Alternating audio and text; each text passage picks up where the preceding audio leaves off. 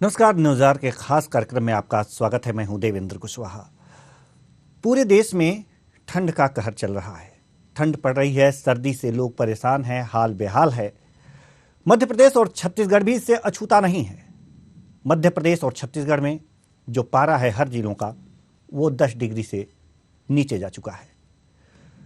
तमाम जो गरीब तबके के लोग हैं, ठंड से उन्हें परेशानियां हो रही हैं। बाहर निकलना मुश्किल है। स्कूल कॉलेज देर से खुल रहे हैं। कई जगह स्कूल कॉलेज को बंद कर दिया गया है ठंड को देखते हुए। सर्दी का सितम इस तरह से है कि वास्तव में अगर जो देखा जाए तो इसे कह सकते हैं कि सर्द मौसम का कहर चल रहा है, कहर ढाया जा रहा है। हम तमाम शहरों का इस कार्यक्रम में जायजा लेंगे और अपने संवाददाताओं से जानेंगे हाल रैन बसेरों का और प्रशासन क्या उपाय कर रहा है ठंड से बचने के लिए, आम लोगों के लिए।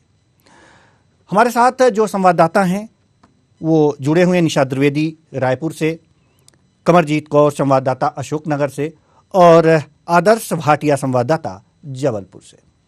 एक एक करके हम जानेंगे शहरों का हाल। सबसे पहले हम निशा द्विवेदी जो रायपुर में इस वक्त बाहर खड़ी हैं, इस कड़कड़ाती ठंड में कहा जा सकता है। सभी संवाददाता हमारे जो हैं वो कड़कड़ाती ठंड में बाहर हैं। महसूस हो रहा होगा इन सबको कि किस तरह का ठंड है, किस तरह की सर्दी का सितम चल रहा है। जी सबसे पहले निशा द्विवेदी आप ये बताएं कि सर्दी कैसी लग रही है आपको और कैसा महसूस कर रही हैं आप बाहर खड़े होकर। जी देवेंद्र, छत्तीसगढ़ में हालांकि रायपुर में इतनी ज्यादा ठंड पहले कभी देखने को नहीं मिली है, लेकिन इस बार जो है पारा है छत्तीसगढ़ का रायपुर वो डाउन होता हुआ दिख रहा है। यहाँ पर लगातार पारा गिर रहा है और अन्य जगहों की अगर हम बात करें तो कहीं ना कहीं कोरिया में जो है इस वक्त सबसे ज्यादा छत्तीसगढ़ में ठंड पड़ रही है। रायपुर की अगर बात करें तो येलो अलर्ट प्रदेश के कई जिलों में घोषित कर दिया गया है और कई जिलों में ऑरेंज अलर्ट जारी किया गया है। जहाँ पर कोहरा ज्यादा घना है वहां पर ऑरेंज अलर्ट जारी किया गया है और जहां पर मध्यम कोहरा दिख रहा है वहां पर येलो अलर्ट जो है वो जारी किया गया है। हमारे साथ यहाँ पर कुछ लोग भी मौजूद है, उनसे भी जानेंगे कि छत्तीसगढ़ के रायपुर में पहले कभी इतनी ज्यादा ठंड देखने को नहीं मिली, लेकिन इस बार जिस प्रकार आप मौसम भी देख पा रहे होंगे कि यहाँ पर कोहरा जो है वो है, हल्की बारिश भी लगातार कल भी हमने देखी थी कि हो रही थी और आज भोर में भी हल्की बारिश हुई है। क्या बताएंगे आप, यहाँ बच्चों को छोड़ने आई हैं स्कूल के लिए? हाँ मैडम, यहाँ बहुत ठंड है, एकदम कड़ाके की ठंड। 3 दिन से यहाँ धूप नहीं दिखाई दे रही है और बच्चे जा रहे हैं स्कूल तो उनकी स्कूल की भी जल्दी छुट्टी कर दी जा रही है। हो सकता है छुट्टियां भी चालू हो जाएं, ठंड अगर ज्यादा बढ़ेगी तो। कुछ बारिश की बूंदें भी गिर रही हैं। कपड़े तो 3 दिन से सूखे ही नहीं है, इतनी ज्यादा यहाँ मतलब मौसम वो है, ठंडा कूल हो गया है, यही है। आप क्या बताओगे, कौन से स्कूल में पढ़ रहे हो? Ryan international school Raipur. School के टाइमिंग में कोई चेंज हुआ है? अब आज हुआ है सिर्फ क्योंकि आज कोई उत्सव है। आज स्कूल का टाइमिंग 9 से 12 है। तो आप देख पा रहे होंगे कि जो बच्चे हैं वो भी इस कड़ाके की ठंड में जो है वो स्कूल जा रहे हैं और साथ में जो है उनकी टाइमिंग को भी चेंज कर दिया गया है और जो सुबह जो बच्चे स्कूल जाया करते थे 7 बजे से, वो अब 9 बजे जा रहे हैं। जी देवेंद्र, जैसा कि निशा, हम ये भी जानना चाहेंगे कि शहर में कई रैन बसेरे होते हैं और इन रैन बसेरों में क्या क्या कुछ इंतजामात हैं इस वक्त।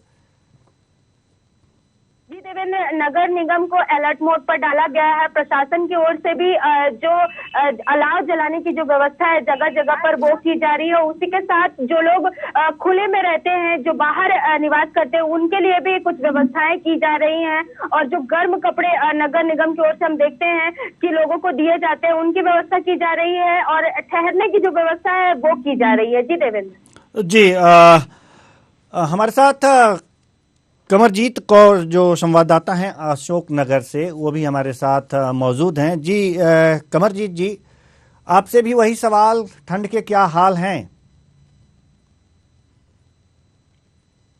बहुत ही यहाँ बेहाल है। यहाँ हम लोग काफी पारा गिरता हुआ नजर आ रहा है। रात को 12 पहुंच गए था। अभी काफी कोहरा छाया हुआ है यहाँ पे। थोड़ा मौसम चल रहा है। अशोक नगर जो राजमाता चौराहा बताया जाता है, भोपाल और बीना और ग्वालियर संभाग को जोड़ता हुआ जो राजमाता चौराहा है, इसमें काफी भीड़ भाड़ रहती है। ठंड की वजह से इस टाइम काफी भीड़ भाड़ कम की नजर आती है। और अभी इस प्रॉपर्टी को लेके बात करते हैं, कुछ लोग हैं यहाँ पे। भैया क्या कहना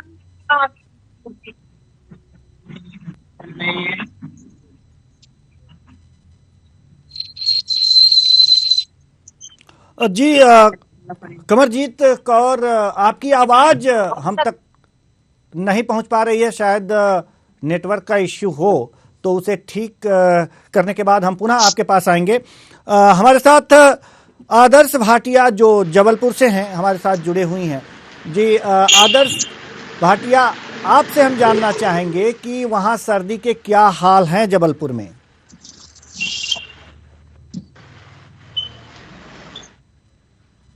हवाओं के कारण ठंड बढ़ी हुई है। आज जबलपुर का भी तापमान देखा जाए तो 7 डिग्री सेल्सियस बताया जा रहा है। इतनी कड़ाके की ठंड में लोग बहुत मजबूर है घर से बाहर निकलने के लिए। जिनको बहुत जरूरी काम है बस वही घर से बाहर निकल रहे हैं। अभी सुबह के 9 बज चुके हैं, सड़कों पर लोग कम ही नजर आ रहे हैं। बिल्कुल, सड़कों पे तो लोग कम नजर आ रहे हैं क्योंकि ठंड का जो सितम है वो ठंड का जो सितम है वो जारी है। सवाल यहाँ पर यह है कि अगर ठंड ऐसी होती है तो जो वहाँ का प्रशासन होता है चौक चौराहों पर अलाव की व्यवस्था करता है, क्या अलाव की व्यवस्था की गई है जबलपुर में? जी, नगर निगम प्रशासन द्वारा फुटपाथ पर रहने वाले लोगों को रैन बसेरे में शिफ्ट कर दिया गया है। और जो सेवी संस्थाएं होती है जो लोगों की मदद करती है उनके द्वारा गरीबों को कंबल और गर्म कपड़े वितरित किए जा रहे हैं ताकि उनको ठंड से बचा जा सके। जिला प्रशासन पूरे तरीके से अलर्ट है। और उसी के साथ साथ कलेक्टर महोदय ने कक्षा नर्सरी से लेके 5वीं तक के सभी बच्चों की छुट्टी कर दी गई है। 3 दिन का उनका अवकाश घोषित कर दिया गया है। बाकी के बच्चों के लिए जो स्कूल का समय है वो 9 बजे से कर दिया गया है ताकि बच्चों को ठंड से बचा जा सके। सभी शासकीय और अशासकीय सभी स्कूलों के लिए यह निर्देश दिए गए हैं। जी, ये तो बहुत अच्छी बात है कि ठंड को देखते हुए स्कूलों के समय में परिवर्तन किया गया है, लेकिन सवाल हमारा अभी उसका जवाब नहीं मिला कि प्रशासन ने अलाव की व्यवस्था की है कि नहीं जगह जगह नुक्कड़ों पे या फिर चौक चौराहों पे, क्योंकि जब यात्री बाहर निकलते हैं किसी काम के लिए तो उन्हें ठंड से सामना करना होता है। कमरे में हैं तो थोड़ा सा गर्म कपड़े या रजाई के अंदर तो अपने को गर्मी दे सकते हैं, लेकिन जब बाहर निकलते हैं तो उन्हें ठंड का सामना करना ही होता है। और कड़कती ठंड में तो जरूरी है कि आग की कहीं ना कहीं व्यवस्था हो। तो ऐसे में अगर जो नुक्कड़ या चौराहों पर कहीं अलाव की व्यवस्था होती है तो आ करके वो अपने शरीर को गर्म कर सकते हैं, इसीलिए प्रशासन अलाव की व्यवस्था करता है। तो जबलपुर में क्या हालात हैं नुक्कड़ों पे या चौक चौराहों पे? जी नगर निगम प्रशासन द्वारा ये व्यवस्था की गई है। जहाँ जहाँ पे लोग इकट्ठा होके बैठे रहते हैं नुक्कड़ों पे, वहाँ पर उनको लकड़ी प्रदान की गई है ताकि वो जलाकर आग सेक सके। अलाव की व्यवस्था की गई है उसके लिए। जी, कई जगह ये भी देखा जाता है कि लेबर चौक होता है, लेबर चौक पर लेबर काम के लिए इकट्ठा होते हैं, वहाँ लोग जाते हैं और उन्हें लेकर के अपने काम पर जाते हैं। वहां पर अलाव की व्यवस्था की क्या मतलब, कितने लेबर चौक हैं शहर में और वहां पर क्या व्यवस्थाएं हैं? अगर शहर की बात करें तो शहर में बहुत सारे लेबर चौक है जहां पर गरीब मजदूर इकट्ठा होते हैं ताकि वो वहां से अपने काम से निकल सके। नगर निगम प्रशासन द्वारा वहां पर उनको लकड़ी प्रदान की गई है, अलाव की व्यवस्था की गई है ताकि वो अपने आग सेक सके, अपने शरीर को गर्म कर सके। जी ठीक है, हम आपके पास आएंगे। निशा द्विवेदी रायपुर से हमारे साथ जुड़ी हुई हैं। जी निशा, हम आपके पास आना चाहेंगे और जानना चाहेंगे वही अलाव की व्यवस्था क्या क्या है और कितने जगहों पर प्रशासन ने रायपुर में अलाव की व्यवस्था कर रखी है। जी देवेंद्र, जगह जगह पर जो चौक चौराहे हैं जहां पर ज्यादा भीड़ भाड़ रहती है, या फिर जहां पर ज्यादा जो लेबर चौक कहा जाता है, जहां से मजदूर जो है अपने काम पर निकलते हैं, जहां से उन्हें बस या फिर अन्य जो गाड़ियां ऑटो हैं वो लेते हैं, उन जगहों पर भी जो है अलाव की व्यवस्था की गई है। देर शाम से ही जो नगर निगम की गाड़ियां हैं वो लकड़ियां लेकर निकलती है और जगह जगह पर जो है अलाव जलाने का काम कर रही है। भोर में भी हम देखते हैं कि सुबह से ही नगर निगम की गाड़ियां जो है वो आ जाती हैं। और इसी के साथ जो लोग, फिर से बताना चाहूंगी कि जो लोग बाहर से आते हैं या फिर जो ऐसे लोग हैं जो टेंट लगाकर कई जगहों पर रहते हैं, उनके लिए भी व्यवस्था की जा रही है। और जो कंबल वितरण का काम है वो किया जाता है, गर्म कपड़े देने के जो काम है वो प्रशासन कर रही है। और इसी के साथ जो खुली जगह है जहां पर हवा आने की जो है हवा आने की ज्यादा कोशिश रहती है, उन जगहों को भी जो है जो टेंट के जो पर्दे होते हैं उनसे ढका जा रहा है, ताकि जो लोग वहां पर निवास करते हैं या जो बाहर से लोग आते हैं यहाँ पर खरीदी बिक्री करने के लिए, उनको किसी प्रकार की दिक्कत ना हो। हालांकि इतना ठंडा मौसम कभी रायपुर में देखने को मिला नहीं है, लेकिन इस बार जो है ठंड जो है रायपुर के लोगों को पता चल रही है। जो टेम्परेचर है वो गिर रहा है। कल की अगर हम बात करें तो कल की टेम्परेचर में भी 5% की जो है वो कमी आई थी। और अभी जो रायपुर का टेम्परेचर है, अगर सुबह की हम बात करें तो वो लगभग 15 डिग्री के करीब पहुंच गया है। अगर सबसे कम टेम्परेचर की बात करें तो हमने बताया कि कोरिया में सबसे ज्यादा कम टेम्परेचर कल तक देखा गया था। और बस्तर के जो इलाकों की अगर हम बात करें तो वहां पर भी जो बारिश है, हल्की से मध्यम वर्षा वो हो रही है। उत्तरी हवाओं के कारण जिस प्रकार रुख बदला है मौसम का, और जिस प्रकार मौसम में जो ठंड है, नमी है वो आई है, उसके कारण जो है छत्तीसगढ़ में ये मौसम और ये कोहरा देखने को मिल रहा है। जी देवेंद्र जी, निशा द्विवेदी हम आपके पास आएंगे। आदर्श भाटिया, हम आपके पास आना चाहते हैं और जानना चाहते हैं कि जैसा कि अभी निशा द्विवेदी जी ने कहा कि जो टेंट में रहने वाले गरीब लोग हैं, टेंट डाल करके अपना जीवन यापन करते हैं, रात्रि विश्राम करते हैं, अक्सर घुमंतू जाति की ये लोग होते हैं, उनके लिए आपके शहर में अशोकनगर, माफ कीजिएगा, जबलपुर में क्या व्यवस्थाएं हैं? हैंडल कर देती हूँ। बहुत से ऐसे लोग हैं जो टेंटों के नीचे रहते हैं, फुटपाथ पर रहने वाले, और हमारे यहाँ जो बारीघाट क्षेत्र है वहाँ पर बहुत सारे ऐसे गरीब हैं जो घाट पे सोते हैं। तो उनके लिए प्रशासन द्वारा, शासन द्वारा पूरी व्यवस्था की गई है। उनको कंबल वितरित किए गए हैं, उनको कपड़े दिए जा रहे हैं। समाज सेवी संस्थाएं जो है लगातार निरंतर कार्य कर रही हैं कि उनको गर्म कपड़े वितरित किए जा सके ताकि उनको बचाव किया जा सके। जी जी, आदर्श, करमजीत कौर जी, हम आपके पास आना चाहेंगे। आप से लगता है कि हमारी आवाज आप तक पहुंच रही है या नहीं, पहले ये बताइए आप। जी देवेंद्र जी, आ रही है आपकी आवाज? जी, हमारी आवाज आप तक पहुंच रही है और आपकी आवाज भी हमारे तक पहुंच रही है। इसलिए आप जो वहाँ लोग हैं, आपके आसपास लोग हैं, उनसे आप बातचीत करें और पूछें कि ठंड का क्या हाल है और किस तरह से वो अपने को मैनेज कर पा रहे हैं। जी करमजीत जी।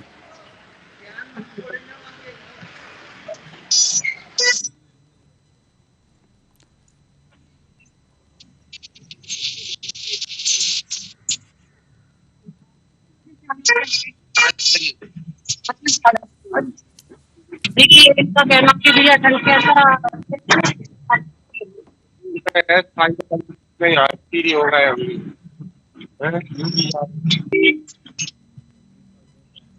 सर, लोगों का कहना है कि ठंड काफी ज्यादा है।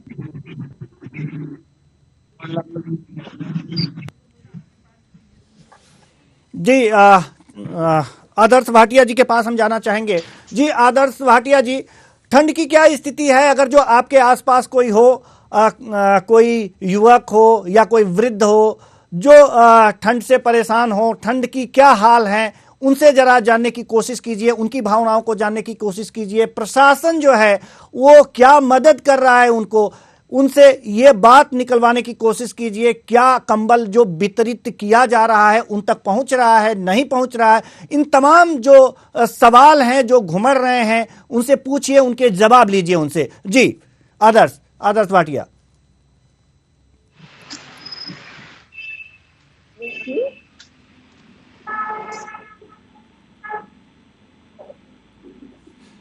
तो कुल मिलाकर के अगर जो देखा जाए तो ठंड का जो कहर है, शीतलहर का जो कहर है वो जारी है लगातार। अगर जो बात करें सिर्फ मध्य प्रदेश और छत्तीसगढ़ की अगर जो बात की जाए तो यहाँ पर जो पारा है वो 10 डिग्री से नीचे चल रहा है और इसलिए यहाँ पर धुंध, कोहरा जैसे तमाम ऐसी चीजें हैं जो दिखाई दे रही हैं। और धुंध कोहरे का एक प्रकोप ऐसा भी होता है कि जिससे कि एक्सीडेंट ज्यादा होते हैं। ऐसे में तमाम जो सावधानियां हैं, सिग्नल्स हैं और ये तमाम चीजें हैं ये दिखाई नहीं देती और एक्सीडेंट यानी कि दुर्घटनाएं कुछ ज्यादा ही होती हैं। ऐसे में लोगों को सावधानी रखनी चाहिए चलते समय। और जहां तक सवाल अगर जो जरूरी ना हो तो घर से ना निकलें, ये सबसे बड़ी बात यही है। आदर्श भाटिया, आप मुझको सुन पा रही हैं? आदर्श भाटिया, आप मुझे सुन पा रही हैं क्या? जी बिल्कुल, आवाज जी जी जी। आदर्श भाटिया, सवाल आपसे ये है कि यहाँ पर जो धुंध है तो ये जो शीतलहर का प्रकोप है, धुंध है, तो इससे जो बचने के लिए प्रशासन जो गाड़ी वगैरह जो चलाते हैं उनके लिए क्या संदेश दे रहा है? पुलिस प्रशासन, यातायात पुलिस क्या संदेश दे रही है इस वक्त? जी, प्रशासन तो यही कह रहा है कि जिनको जरूरत हो, बहुत जरूरी हो, वही घर से निकले। जिनको बहुत जरूरी काम है वही घर से बाहर निकले, अन्यथा ना निकले, क्योंकि ये जो मौसम है बहुत गलन वाला है।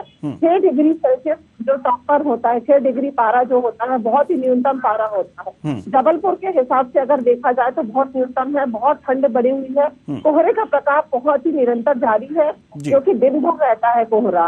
अभी मेरे साथ एक बुजुर्ग है जो कि सुबह से पेपर बांटने का काम करते हैं, तो मैं उनसे पूछना चाहूंगी कि वो सुबह से निकलते हैं तो उन्हें कैसा महसूस होता है, बताइए भाई।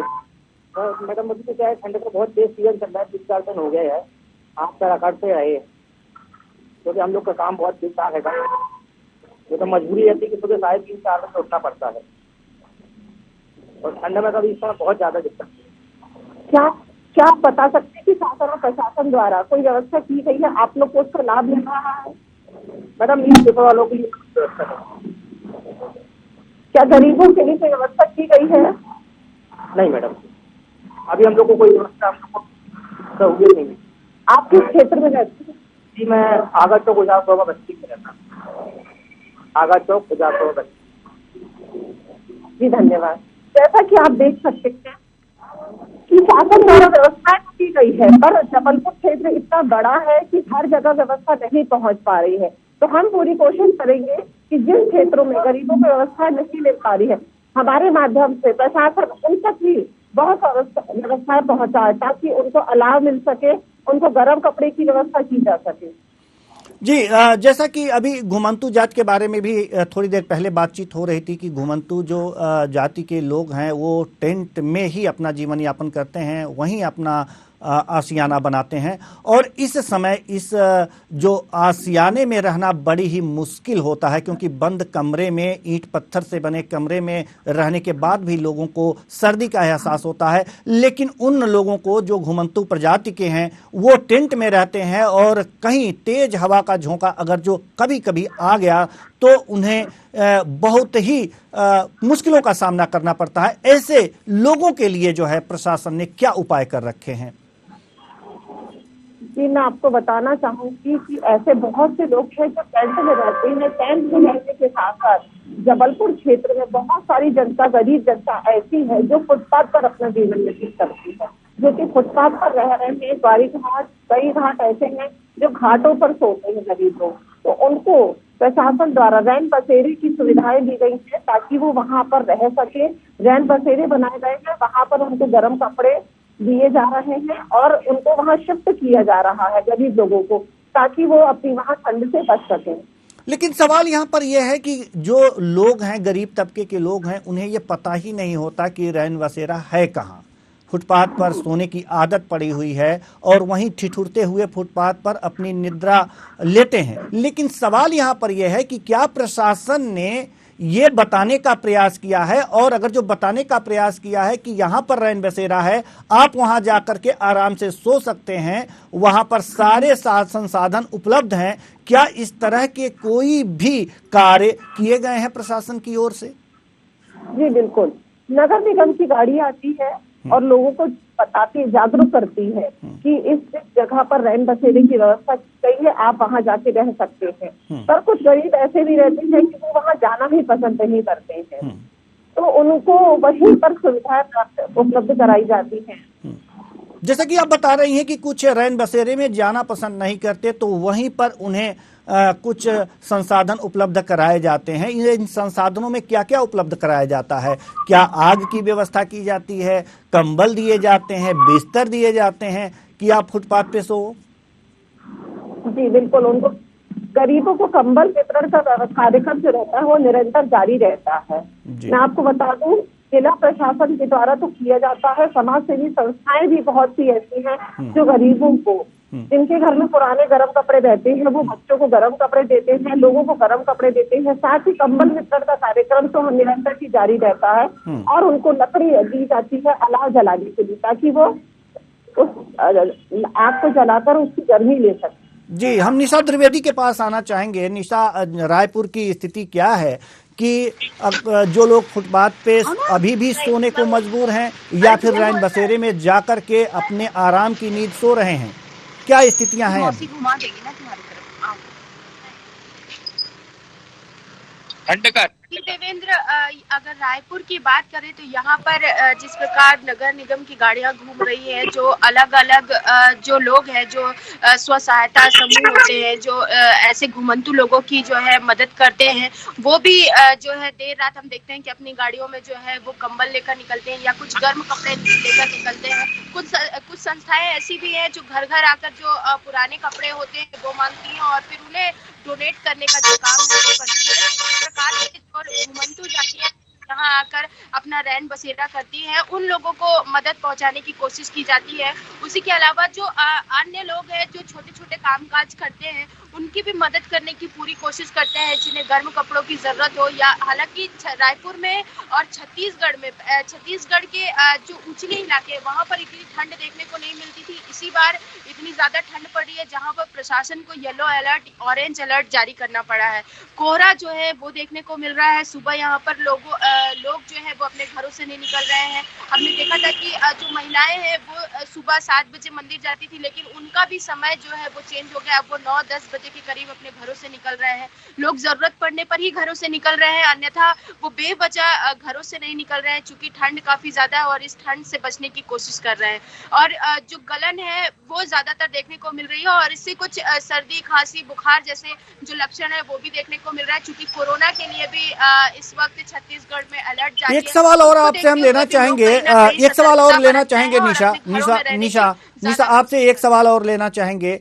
वो सवाल यह है कि कुछ जो यात्री होते हैं वो हमेशा जाकर के होटल में नहीं रह सकते, वो अपना वहन नहीं कर पाते होटल का जो खर्च होता है, ऐसे में वो भी रैन बसेरे की तरफ रुख करते हैं। तो क्या ऐसे स्टेशनों पे रैन बसेरों के पते लिखे गए हैं प्रशासन की तरफ से? ऐसी कुछ तैयारियां की गई हैं? जी देवेंद्र, कई जगहों पर जो है ऐसे रैन बसेरों के जो पते हैं वो भी लिखे जाते हैं। हमने कई बार देखा है कि जो दीवारें होती है उस पर भी जो है एडवर्टाइज के लिए जो है सरकार की ओर से जो मुहिम चलाई जाती है, उसके तहत जो है इस प्रकार के जो रैन बसेरे होते हैं, जो बाहर से लोग आते हैं, जो होटलों में नहीं रुक सकते, उनके लिए जो है अतिथि कक्ष या इस प्रकार की जो व्यवस्था है वो की जाती है और की जा रही है। रायपुर में ऐसी की जा रही है। जी, हम करमजीत कौर जी, हम आपके पास आना चाहेंगे और वही सवाल आपसे भी कि जो यात्री हैं और होटल में नहीं रुक सकते उनके लिए कि हाँ रैन बसेरा यहाँ है, यहाँ विश्राम गृह है, आप रह सकते हैं, ऐसे कुछ उपाय प्रशासन द्वारा किए गए हैं कि उनको जानकारी हो, उनको सही पते की जानकारी हो और वहां पहुंच जाएं? पकड़ लो ना। तो यात्री उनके लिए हालात की व्यवस्था की गई है। यहाँ पे जल के हालात पालिका से निकल आ रहे हैं। की गई है। जी बहुत बहुत धन्यवाद इस तमाम जानकारी के लिए आप तीनों का। आप तीनों ने बहुत ही अच्छी तरह से प्रशासन की तैयारियों और ठंड के सितम के बारे में बताया। तो फिलहाल इस कार्यक्रम में इतना ही, मुझे दीजिए इजाजत, नमस्कार।